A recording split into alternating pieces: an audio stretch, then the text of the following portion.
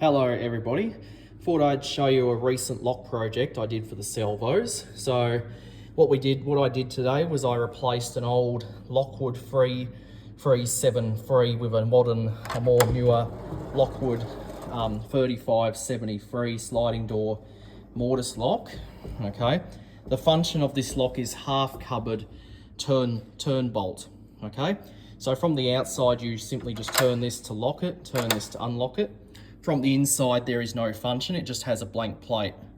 Okay, I even used a Lockwood 184 pull handle on this side, so there's something they can slide the door on. And yes, there is a bit of a cavity there where the old handle is, I'll have to fill that in. But this lock here went in the same place of its predecessor. So this lock here is just a sliding cupboard lock with turn. Okay, this lock's only purpose is just to keep the door closed. So you simply just slide it shut, and when you slide it, you turn this, the door will stay shut. Turn it up, then you can access.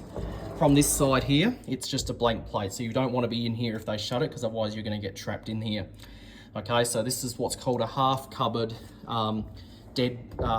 sliding door lock with turn. Okay, there is another one which has a key, but this one here is the one with the turn. Okay, and as you can see, the pull handle looks nice, and keep in mind, to use this pull handle you need to have a plate with exposed holes on the outside and on the inside. Okay, so this one here is a 1907 and this one here is a 1906. So you just had to use screws to go through the plates and into the handle to secure the lock to the door, and as you can see, it just operates like so.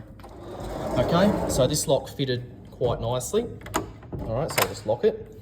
All right, so that is a Lockwood 3573 sliding door half cupboard mortise lock with turn, and a nice 184 pull handle to give it something to slide open. Okay, so this lock went on quite perfectly, and this is in satin stainless steel. You can also get them in polished brass, black, antique copper, polished stainless, and all different finishes. Okay, and as you can see, the side, it looks nice. Okay, and we also put a new striker plate on. Had to reuse the old screws because this is a metal frame. The old lock had flathead screws, so that just shows how old it was, but they didn't give me any problems putting the new striker plate on.